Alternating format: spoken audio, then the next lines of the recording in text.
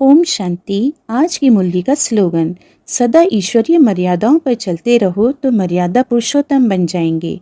सदा ईश्वरीय मर्यादाओं पर चलते रहो तो मर्यादा पुरुषोत्तम बन जाएंगे। विश्लेषण है, ईश्वरीय मर्यादाएं क्या हैं? मर्यादा का अर्थ है सीमा, वह रेखा जो आत्मा को गिरने से रोकती है और उच्च स्थिति में स्थिर रखती है।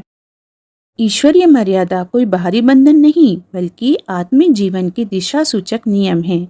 बाबा ने हमें जीवन के हर क्षेत्र के लिए मर्यादाएं दी हैं, जैसे वाणी की मर्यादा अर्थात मीठे बोल कटुता से बचाव, दृष्टि की मर्यादा अर्थात देह नहीं आत्मा को देखना, संबंधों की मर्यादा अर्थात रूहानी दृष्टिकोण रखना, चिंतन की मर्यादा अर्थात पवित्र शुभ ईश्वरीय संकल्पों में रहना।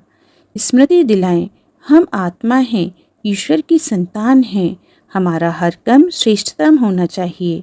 मर्यादा पुरुषोत्तम कौन होता है? पुरुषोत्तम वह है जो श्रेष्ठ पुरुषार्थ करता है। मर्यादा पुरुषोत्तम वह है जो हर स्थिति में मर्यादाओं की रक्षा करता है, चाहे परिस्थिति कितनी भी विपरीत क्यों ना हो। उदाहरण है, श्री राम को मर्यादा पुरुषोत्तम क्यों कहा गया? उन्होंने नारी, राजधर्म, पारिवारिक संबंध सभी में ईश्वरीय मर्यादा रखी। जब वे वनवास गए तब भी स्थिति के अनुसार धर्म निभाया। यही धर्मात्मा की पहचान है। आज बाबा हमसे यही कह रहे हैं, बच्चे तुम ब्राह्मण हो, तुम्हारा चाल चलन, व्यवहार, बोल और संकल्प सब मर्यादा में हो। मर्यादा आत्मा का रक्षा कवच होती है। जो आत्मा इस कवच में रहती है वह कभी भी पतन को स्पर्श नहीं कर सकती।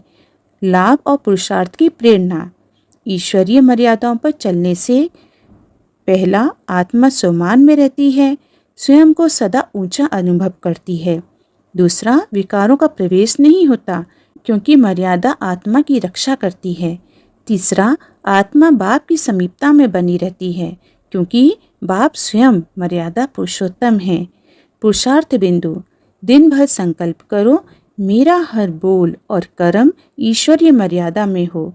सेवा करते समय, संबंध निभाते समय और निर्णय लेते समय हमेशा यह सोचें, क्या शिव बाबा इस कर्म से संतुष्ट होंगे? स्लोगन का तात्पर्य है, सदा अर्थात हर समय, हर परिस्थिति में चलते रहो अर्थात निरंतर अभ्यास, रुकना नहीं। मर्यादा पुरुषोत्तम बन जाएंगे। यह जीवन की उपलब्धि है। जो स्वयं को मर्यादित रखते हैं वही आत्माएं बाप की शान बनती हैं। अच्छा, ओम शांति।